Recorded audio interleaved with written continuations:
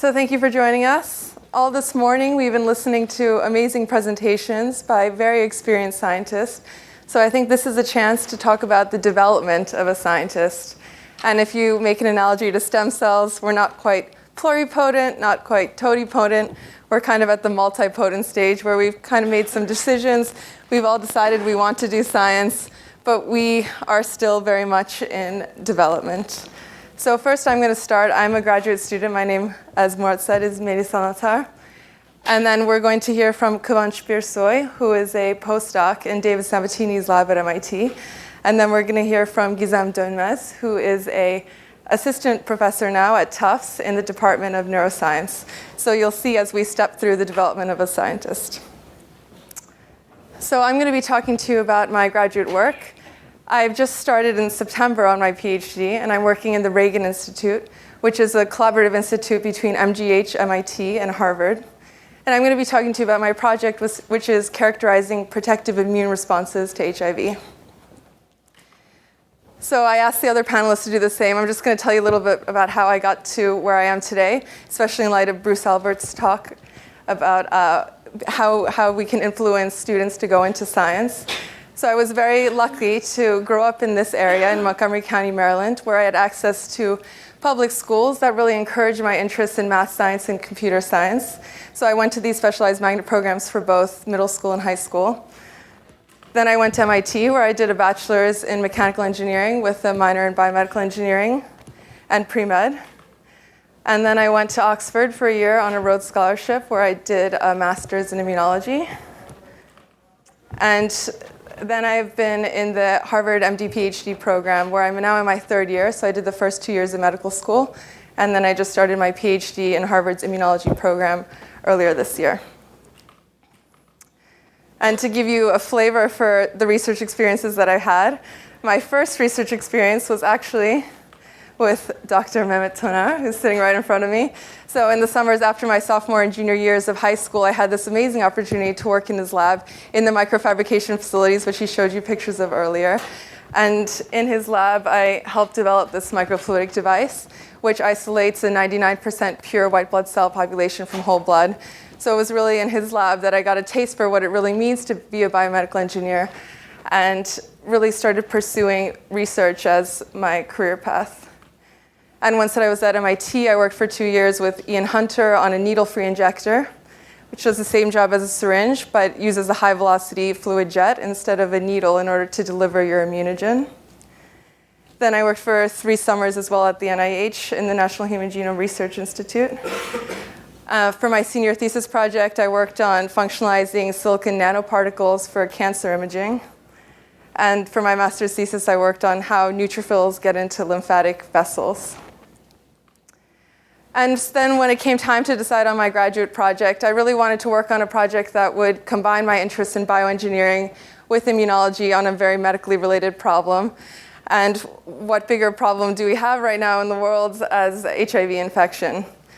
So one of the reasons I also chose this lab was because it gave me the opportunity to work in South Africa, hence the picture on my title slide, which was taken at a beautiful game reserve down there. And South Africa is really the heart of the HIV epidemic. And you can see from this graphic here, this is the eastern side of South Africa. And the circle highlights the district that contains Durban, which is the second largest city in South Africa. So these statistics are the HIV prevalence among pregnant women in these districts. So 40% of women in the district containing Durban have HIV infection. And this is really a huge problem, especially for women in South Africa, in that if you look at 14-year-old girls in this district, only 2% of them have the virus.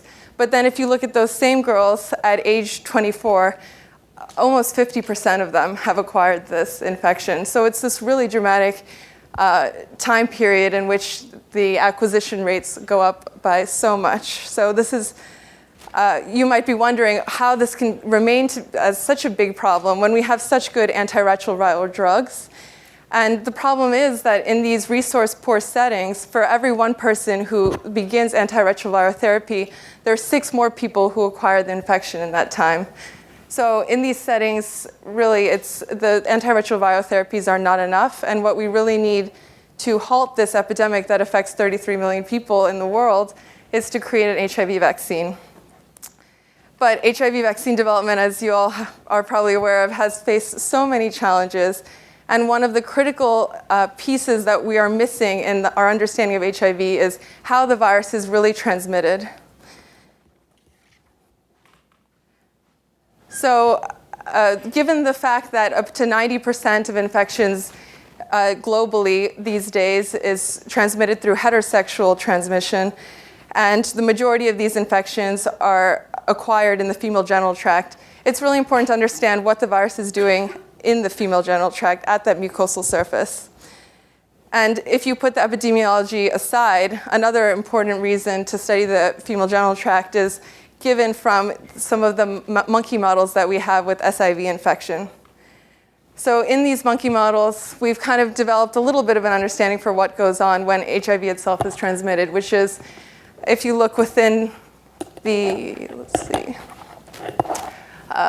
So when an actual infection with HIV occurs, you have thousands, if not millions, of viruses that are present within the genital tract, but then it's only a single virus that actually makes it through the epithelial layer and infects a target CD4 cell. And for 1 week, the infection is contained within this mucosal tissue as it infects more and more of the CD4 cells, which are the target immune cells. Then eventually you have enough virus around that you have escape into the draining lymph node, and then the virus becomes a systemic infection. So once the virus leaves the genital tract, the cat's out of the bag. It is able to go and establish latent reservoirs, and at that point, you cannot clear the virus naturally. Your only option is committing someone to a lifelong treatment with antiretroviral drugs. So the problem, we have this 1 week bottleneck where we can stop the virus from traveling from the locally contained tissue to becoming a systemic infection. So if we were able to mount a proper immune response at this time, then we could theoretically prevent the systemic acquisition of the virus. So then you might be asking, so why haven't we figured this out by now already? If it's so clear that we have this 1 week of time in which we can really target the virus. And part of the reason, and this goes back to what Mehmet was talking about earlier today, is that most of research in immunology is based off of peripheral blood. So we can acquire from one of those tubes that Mehmet showed you earlier, we can get about 10 million immune cells from there. And we can run all these beautiful assays, which have been well characterized over many years, where we can study all of the different components of the immune response separately. So we can look at CD4 cells. We have beautiful assays for that. CD8, we can look at killing of target cells. We can look at B cells and the antibodies they're secreting. But again, in order to do this separation, to study each of the immune cells separately, you have to be starting with a huge population to begin with. And the problem is when you're trying to understand how HIV replicates in the genital tract, first of all, you're limited to using human samples because we don't have good animal models other than the monkey models, which use SIV, not HIV. And when you're working with humans, you can only get very small tissue samples. It's not like blood where you can draw vials and vials of it. So our vaginal and cervical biopsy samples are about the size of a grain of rice. And these cytobrush samples, which are used to collect the superficial layers of the genital tract, can also only collect about 10,000 to 100,000 cells. So it's a very small population. You cannot use these standard assays to study the cells in their own, on their own separately. So what you need to do is develop new technologies to be able to make the most out of the few cells that you are able to collect. And one way to do that is using this novel technology that was developed in Chris Love's lab. So I should mention that if you look in your program, you can see that Ayça Yalçın Özkümür was supposed to be presenting, and unfortunately she couldn't come because of medical issues. But this is some of her work, so she offered me this slide. She's our collaborator. So we're using this technology that was developed in the Love Lab to be able to look at many parameters from single cells that can be collected from a variety of sources. In our case, they're collected from women who are highly exposed to HIV but remain seronegative. So somehow they're able to mount an immune response that we, as yet, have not been able to pinpoint. But perhaps they hold the secrets to knowing how we can prevent HIV acquisition. But in order to do that, we have to study these small sample sizes. So Chris Love has developed this device that looks very similar to what Mehmet showed you earlier in that it's made out of this clear polymer. There are 80,000 tiny wells that are 50 microns cubed. So a single cell can fit inside of a single well. And in that contained cell, you can look at which cytokines it's secreting, if it's an antibody-secreting cell, what kind of antibodies it's secreting and what the specificity of those antibodies is, as well as the actual identity of the cell itself. Is it a CD4 T cell? Is it activated? Is it a CD8 cell, et cetera? Everything that you would want to know when trying to identify the immune response. So after you deposit these cells on the array, then you image them using a standard microscope after you've fluorescently labeled them with these surface antibodies. And then you can capture the cytokines that have been secreted from the individual cells. So this is something that has not been able to be done before without this sort of technology. Then if you want, if there's one really interesting cell, let's say it's an antibody-secreting cell, it's secreting antibodies that are specific to HIV, and you want to learn more about that antibody to, let's say, be able to replicate that same kind of antibody in maybe passive immunization techniques, then you can remove that cell from that tiny well using this micromanipulator robot. And you can culture it, or you can do single-cell PCR or study it in other ways. The options are pretty endless. So using this technology, which I've been able to adapt in order to be able to use with our mucosal samples, we're hoping to understand how these highly exposed seronegative women are able to prevent HIV acquisition, and also to understand how women who become infected despite the fact that they're on antiviral treatments, like why that treatment failed in those people. So we'll be applying it to these very precious clinical samples that we've gotten from South Africa. So this work is still very much in its early phases. I just started in September, but I'd like to thank my advisors, who are Doug Kwan and Bruce Walker. They're incredible people to work for, and I feel very fortunate. Also in the Love Lab, our collaborators, Todd and Debo, who have helped me with setting up this assay in order to use it with our samples. Salim Abdul Karim, who is leading a lot of really important HIV and TB trials in South Africa. And of course, Mehmet, for setting me on the path that I'm on today. And my sources of funding, the Soros Fellowship and NIH's Medical Scientist Training Program. So,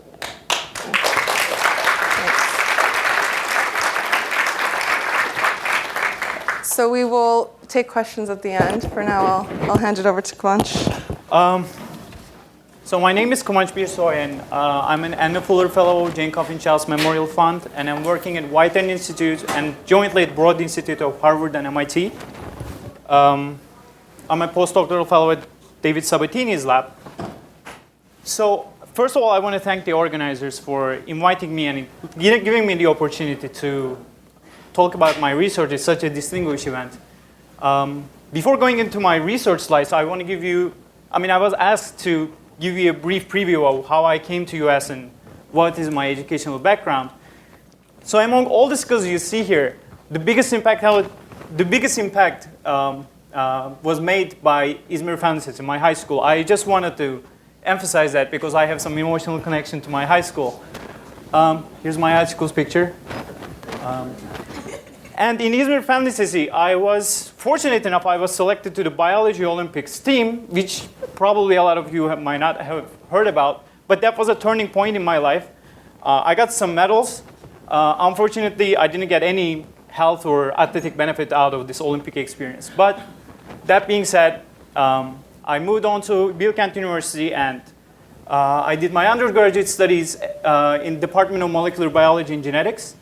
And from then on, in a way, I followed my dream to work with Bob Rader at Rockefeller University on gene regulation and transcription, although my dream has changed in 3 months. So then I moved on to Jeffrey Friedman's lab, and I did my graduate work with Jeffrey Friedman, who's a discoverer of this fat hormone leptin. In Jeff's lab, I worked on adipose tissue development and how fat tissue develops. In addition, I worked on the regulation of this adipocyte hormone leptin. After working in metabolism field, I moved on to Whitehead Institute in Dr. David Sabatini's lab. And currently, I'm working on cancer metabolism. So I'm somewhere between Mehmet Oner and Gökhan Otomushige, in a sense. So I'm going to briefly mention about targeted therapies, although Mehmet Oner put forth really nicely. So targeted therapies really changed the course of the cancer treatment in the past 10 years. In targeted therapies, there are small molecules, drugs, or antibodies are designed to interact with specific gene products or pathways, but these products or pathways are preferential or exclusively used by cancer cells. I want to emphasize that point because in targeted therapies, you don't want your pathway or gene target to be expressed or present in a normal cell. So that's very important. You're looking for something that's present in cancer cells, absent in normal cells. And this way, unlike standard chemotherapies, which targets all dividing cells, these therapies, targeted therapies, I mean, have much less and toxic side effects compared to standard chemotherapy. And one differentiating feature, as I said, between cancer cells and normal cells is an obvious one, which is the altered genetic landscape of cancer cells. And here you see, with the advance of the next generation sequencing, now we know much more about mutations in the cancer cells. So we have like a library of mutations. And here I selected some of them. And indeed, for some of these mutations, there are targeted therapies, drugs. Some of them have been discovered. Some of them are in clinical trials. I would say one of the most important ones is imatinib, Gleevec, which is a targeted therapy against BCR-ABL kinase translocation in CML patients, and that works great. However, recently there's a lot of interest in finding out other differentiating features between cancer cells and normal cells.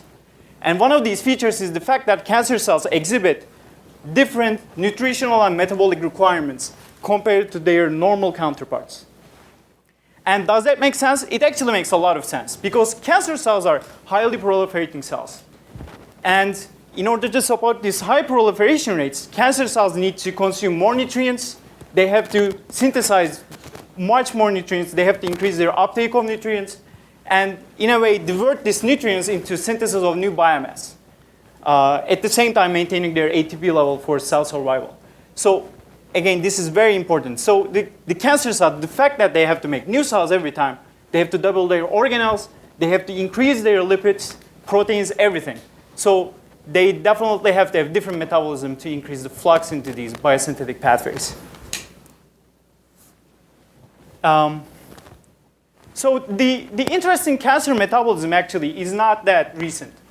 As early as in the 1920s, Otto Warburg has actually demonstrated that cancer cells, not all, but some, actually have increased glucose consumption through aerobic glycolysis, meaning that they have this increased glucose consumption and increased lactate production in the presence of oxygen, which is weird because normally, for the non-biologists, maybe you remember there's an organelle called mitochondria, and it's used for oxidative phosphorylation to make energy in the cell.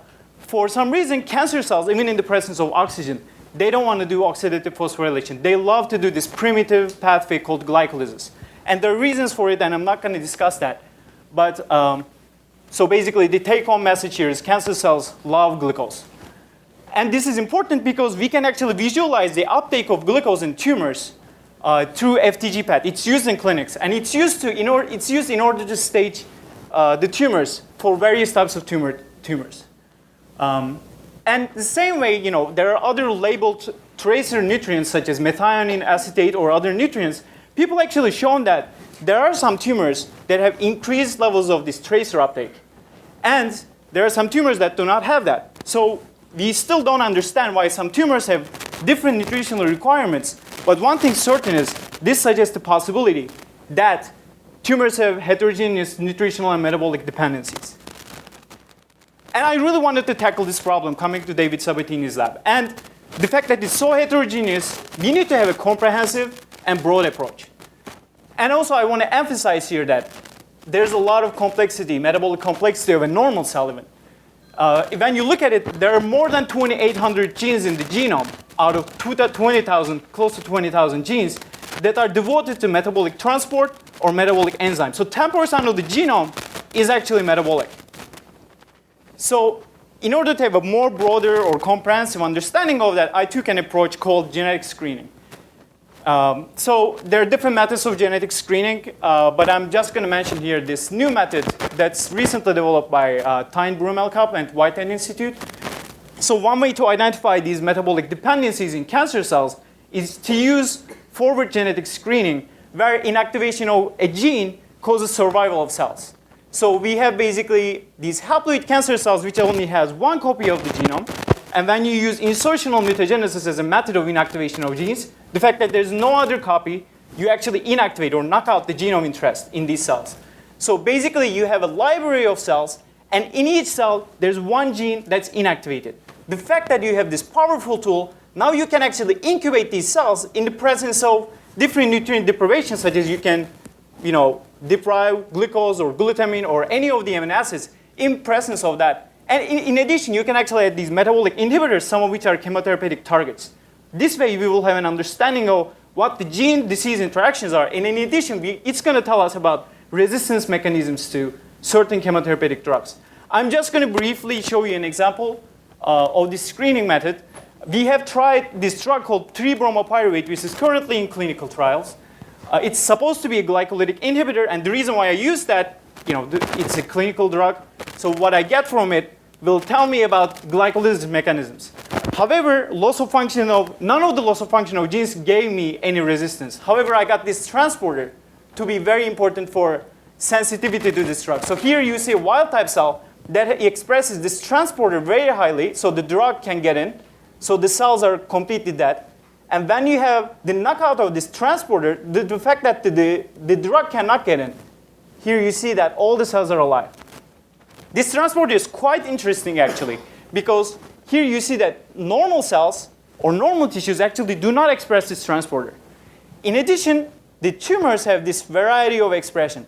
And if you actually take these tumor samples and choose the ones that express this transporter at very high levels, these are human tumors, and also select the tumor cells that has low transporter activity, you can actually predict these tumor populations such that you can tell which patient is going to be sensitive to this drug beforehand. So all you need is genotype these patients or use circulating tumor cells maybe. So here you see highly MCT1 expressing tumors, which is the name of the transporters, and they're sensitive. And here are the cells that do not have the transporter so that the drug cannot get in. And these tumors are resistant to the drug.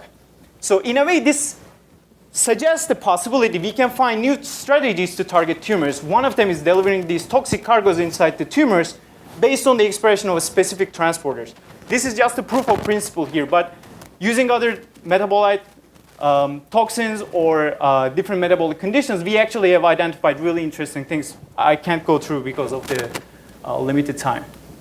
So at the end, I just want to emphasize here, in early 1900s and 1800s, there was a big era of antibiotics. And antibiotics are designed to target specific biosynthetic pathways in these microorganisms. And in a very similar way, now we are trying to find out what metabolic or biosynthetic pathways are specific to cancer cells. And this way, if we identify these metabolic dependencies or nutritional dependencies, our goal is to target these, and it will be a big addition, I think, and it holds a lot of promise for cancer therapy in the future. I want to end by thanking all the people, especially David Sabatini and other members of Broad or Rockefeller and MIT Harvard community. I also want to thank my funding, Jane Coffin Childs Memorial Fund, and my grants from United Medical New Disease Foundation. Thank you for listening. Hi, good afternoon. My name is Gizem Donmez. I'm an assistant professor at Tufts University. I just started my lab in October 2011. And first of all, I'd like to thank the organizers for the opportunity to be here, for inviting me. I'm really happy to be here. And again, because of the goal of this session and because of the shortage of time, and also because I was asked to, I prepared a very simple conceptual presentation of my work, my educational path first, and then my work previous, and right now what I'm doing in my lab.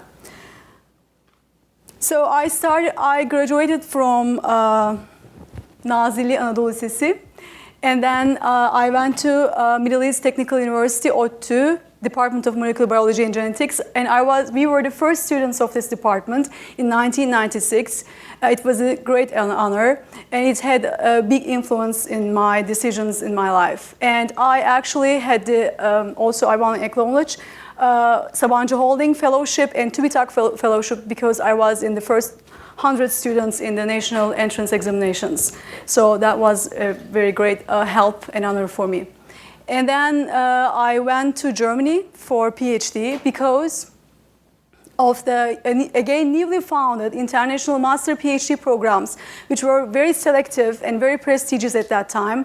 And I went to Göttingen, Germany, and I did my master's and PhD in Max Planck Institute for Biophysical Chemistry in Department of Molecular Biochemistry. And after I graduated, I went to MIT as a postdoctoral fellow. And then I was there from 2007 to 11, and now I have my own lab at Tufts University School of Medicine, Department of Neuroscience. So we were asked to give you a brief overview of what we did in our previous and ongoing research. So I did my PhD in the subject of RNA splicing, and I worked on, my thesis was investigation of the higher order RNA structure of the spliceosomal RNA network. So I was basically working on gene expression, so RNA splicing, by labeling the nucleotides by hydroxyradical generator. And what we were trying to find is how splicing actually occurs, how correct splicing takes place in the cells, because if the splicing event is wrong, we actually encounter many diseases. So that was very important, and that was like my PhD was in this basic science research. But then I wanted to learn a model organism, and I wanted to work on a disease, and I was very interested in aging itself. So therefore, I joined Lenny Garanti's lab at MIT, and I worked on the role of SIRT1 in neurodegenerative diseases. So to simply put this, there are a group of proteins which are called sirtuins. These proteins are actually enzymes, and they deacetylate other proteins. And they are very important because 10 years ago, actually, Lenny Garanti discovered that overexpressing these proteins extend the lifespan of lower organisms. So this actually made many people in the scientific community very interested in these proteins, because if you can extend the lifespan of lower organisms, how about higher organisms? But the more important than this is not having long-lived humans, it's actually healthy aging. Healthy aging is very important because all the diseases that we were hearing in the morning session, metabolic syndrome or cancer or neurodegeneration, are all age-related diseases. So if we can interfere with aging, maybe we can interfere with these age-related diseases. So I worked on the role of SIRT1, which is the #1 homologue of this protein family, and show that this protein is actually protective against Alzheimer's disease and Parkinson's disease. So overexpressing this protein in mouse models of Alzheimer's disease actually decreased amyloid plaques, which are seen in Alzheimer's disease, and overexpressing these proteins in Parkinson's disease, mouse models again decreased alpha-synuclein aggregates, which are the aggregates seen in Parkinson's disease. So in my lab right now, what we are interested in is, again, aging. So we ask these 4 big questions. Why do we age? What is brain aging? And what are the molecular mechanisms of neurodegeneration? And can we prevent neurodegenerative diseases via interfering with molecular pathways of aging? Because when we look at when we have the familial mutations of Alzheimer's or Parkinson's diseases, we have these mutations when we're born, but we're only sick when we're aged.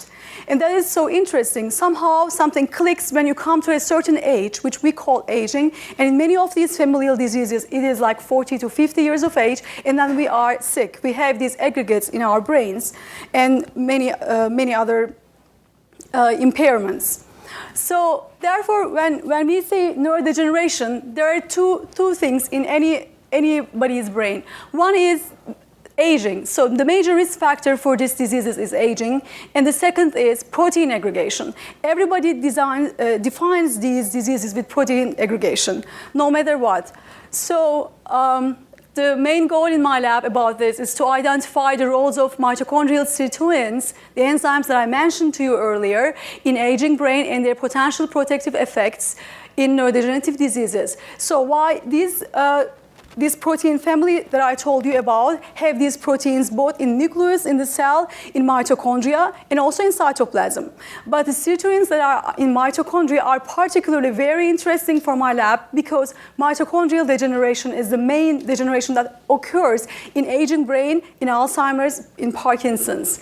So therefore, we are interested in whether these molecules what kind of effects do they have in these diseases, and can they be protective?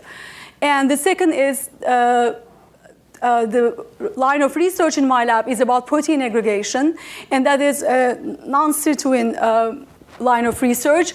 And as I said, protein aggregation is the main thing we see in all these diseases. So and my postdoctoral work showed that SIRT1 actually prevents Parkinson's disease by activating heat shock response. And heat shock response is so important as a stress response in cells and in brain. So therefore, we wanted to identify the molecular mechanisms of heat shock response in aging brain. And again, as I said, HSR is the pathway that activates molecular chaperones, which are the proteins that take a role in this pathway and which prevents protein aggregation. So especially for the first line, as I said, the major risk factor is aging, and we are interested in mitochondrial sirtuins. Here's the mitochondria, and these sirtuins take place in the matrix. We use the techniques of mouse genetics, molecular biology, cell biology, neurobehavior assays, and biochemistry. So what we are right now doing is that we're crossing these mouse models, overexpressing these mitochondrial sirtuins, or deleting these enzymes in the brain of mouse, and then we're crossing this with mouse models. And again, in neurodegeneration, there's mitochondrial dysfunction is increasing, so what can we do to prevent this? So, and the two questions we ask is, what are the roles of mitochondrial sirtuins in brain, and what happens to mouse brain with AD or PD if we overexpress or if we delete these proteins? And in the second line of research, as I told you, so there are here you see the amyloid plaques, for example, in an AD brain. So I just showed you an example, and so we want to prevent this protein aggregation, and heat shock response, which activates molecular chaperones, is a very important pathway. So and this pathway is actually occurring by activating heat shock factor 1, which activates the whole pathway. And heat shock factor 1 is a protein complex with RNAs and proteins. So what we want to do is, how does the activation and induction of chaperone pathway change with aging and neurodegeneration? And in an aging brain or in a brain with neurodegenerative disease, does the components of this pathway, or does the three-dimensional structure of the RNA or the post-translational modifications of the proteins change via aging? So that has, I call it RNA aging. So no one has investigated this before, and that would be very interesting to look at what happens to the RNA metabolism in the brain, because brain does not tolerate anything that the other organs tolerate. Because the protein aggregation happens in other organs in our body, but it cannot be tolerated in brain. So that is so important. And actually, besides AD and PD, in a normal aging brain, we can actually also see protein aggregation. So this, in order to actually tackle this problem, I think it's very important to look into these areas and to explore this molecular chaperone pathway, which is really interesting for me, because that is the only known pathway which can degrade this aggregation, which can work against this aggregation. So this is my lab, and this is my current funding, and these are my collaborators. So thank you very much for your attention.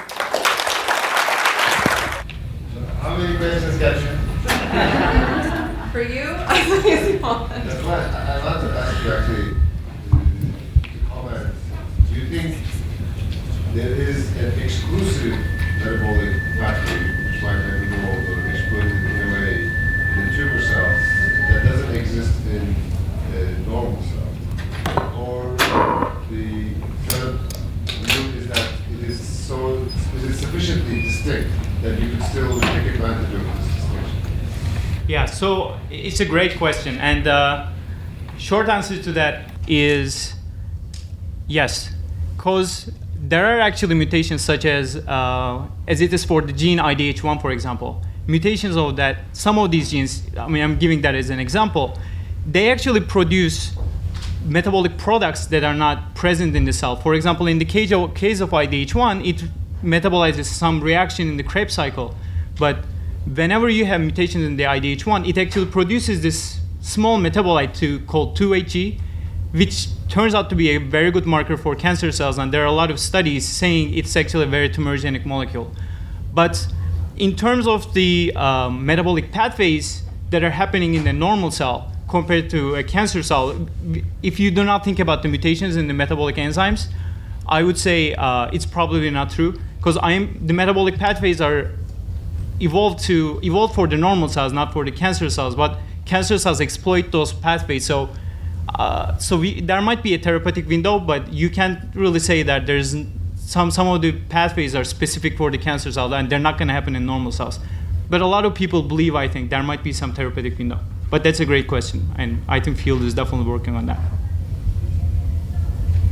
Do you have another question? Or are you good? I don't want to ask all the question. I was going to ask, is it fair to say, for example, tumor cells love glucose, or they just love everything? I mean, glucose, fat, So I would say, acid, anything that will give them energy, whatever way they find, they exploit. so I would say it's fair to say that some tumors love glucose, and they love glucose more than the normal cells, those tumors. In addition to that, there are tumors that do not love glucose, but there are also tumors that love other nutrients. For example, in the lab, we find cell lines, cancer cell lines, that are dependent on some fatty acids. And a lot of the fatty acids are non-essential. So if you deplete that, the cancer cells die, but a normal cell would probably not die. It's actually quite interesting because there's this enzyme called asparaginase, and it's used very highly for leukemia patients. What it does is it destroys all the asparagine in the blood, and it doesn't do anything to the patient, but those leukemia cells are dependent on asparagine, so specifically you kill the leukemia cell because they're auxotrophs for asparagine. It's actually quite interesting that thinking it as a way of nutritional dependence rather than like a drug. My question actually is for Gamze, and it's not a scientific one. You're a little bit ahead of the ball, so to speak, and you landed your first faculty position at Tufts University. And can you tell us a little bit more about how that process was for you and starting up your laboratory? So starting my lab, you mean? I mean, it is very exciting because that's what I wanted to do, but it's also very challenging, very stressful, because I mean, in America, we have to write these grants. I mean, of course, I started with a very nice startup package, but still I have to build up my lab and I have to start writing grants, and I am doing that, and for both private foundations and for both government funds. And also, I think the most important thing is finding good people for the lab, and this is very important. And I hired like postdocs, and I have one grad student and an undergrad student also. So. It is going very well right now, but it is. I think that's the most challenging part of of your career, I believe. And you have a lot of things you want to do, but it's just I don't know, very very stressful and very tiring. But I think the most important thing is, as an advice to people who are out there, the most important thing is, I think, to find the best department for you, and that's very important. And I think as a young faculty, as a young assistant professor, the vision of the department is very important.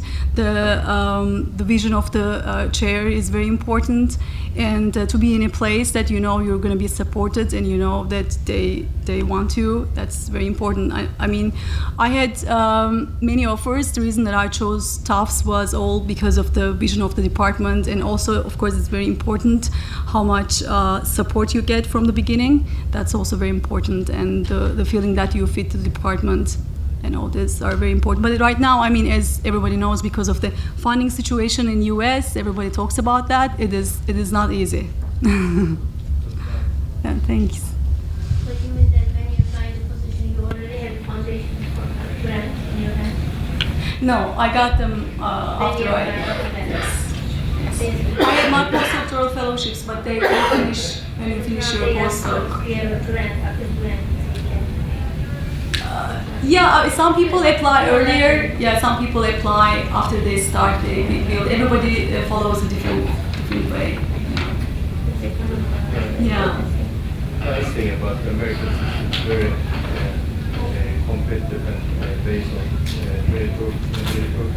So, as a young faculty, they give you a little bit of something, and then you need to run with it. Yeah. You raise your own money, hire your students. It's very entrepreneurial. I think there was a question in the corner. Yeah, my question is to Comanche, and maybe some other people may also comment on that. One disease, one mutation model is a very simple, nice model, but there are two important assumptions that it's based on. First, the idea is, okay, these tumor cells depend on one mutation, and they're static in that sense. But we know it's not exactly true, because we know these cells evolve and evade targeted therapies. For example, when you target EGFR, they upregulate PDGFR or some other alternative pathways. And another thing is, the other assumption is these tumor cells are homogeneous. And we know that, especially for solid tumors, it's not exactly true, because now it has been shown that intratumor heterogeneity is very high. So these cells are quite heterogeneous. So when we target some subclonal population, it might not work on remaining population and it might take over. So what do you think about these two important challenges? So you're definitely right, and I think that is one impediment against the targeted therapies. And the way to get over that would be cocktail therapies, because you target the patients with something. For example, in the case of Gleevec, it's a great drug, but all these patients after a while show resistance to Gleevec, and it's in months, even years sometimes. But so what happens is people or companies come up with another drug that targets the next mutation, and then the next mutation. So basically, it's going to go for a lifetime treatment. That's what's going to happen. In terms of heterogeneity, you're right. There's definitely both genetic and metabolic heterogeneity in the solid tumor, because tumors are not very well vascularized, so they don't get the nutrients as well, in the tumor. So.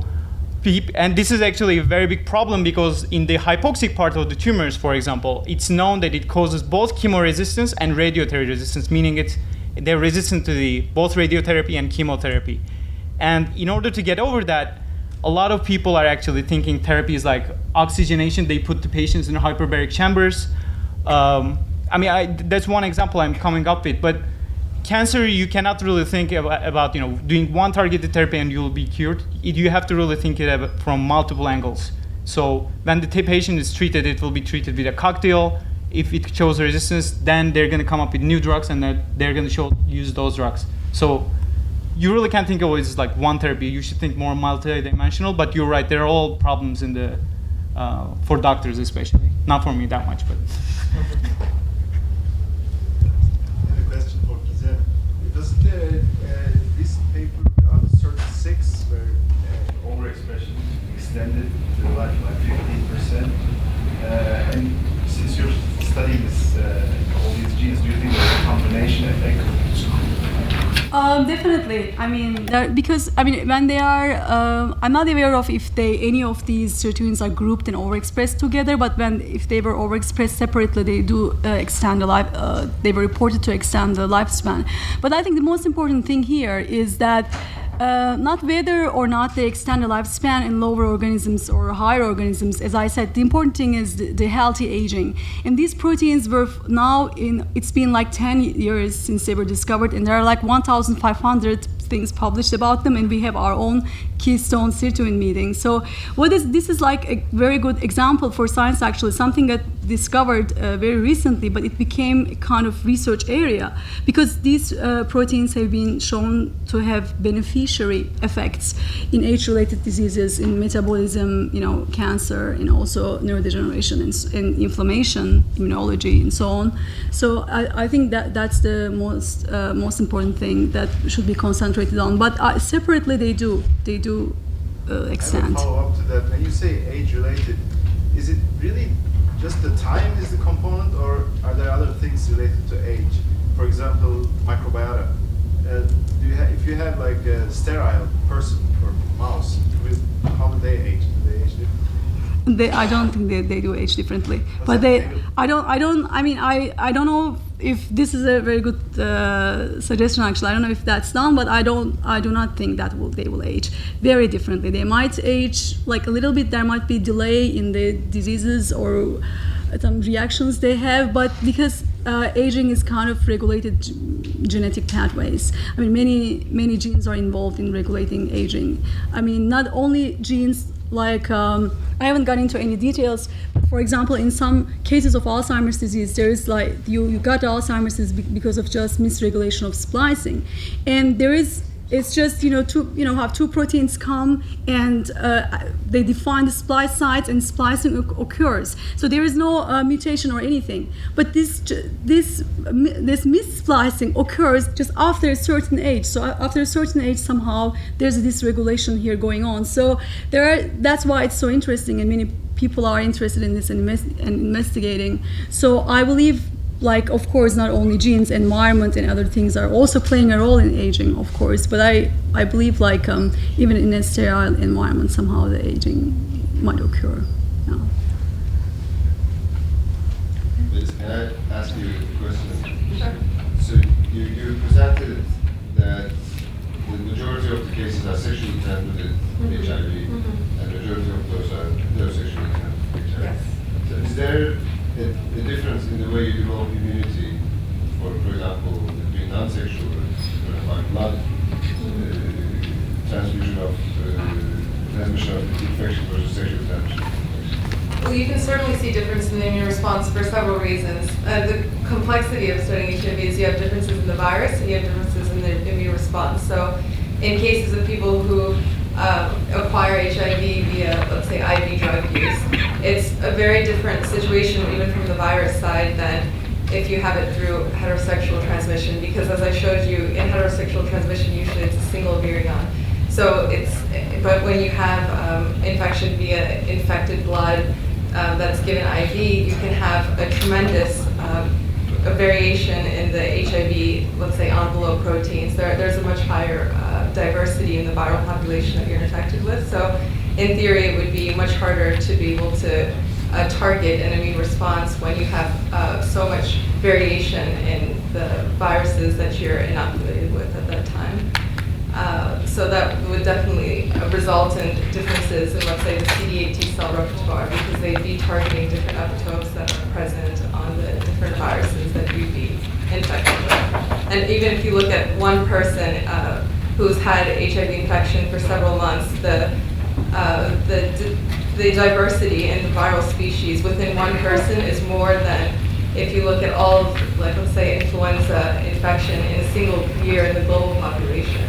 So because of the way that HIV replicates, the fact that it is a polymerase that has very low fidelity, you do get so many pseudo-species, and it makes it very hard to develop a targeted response.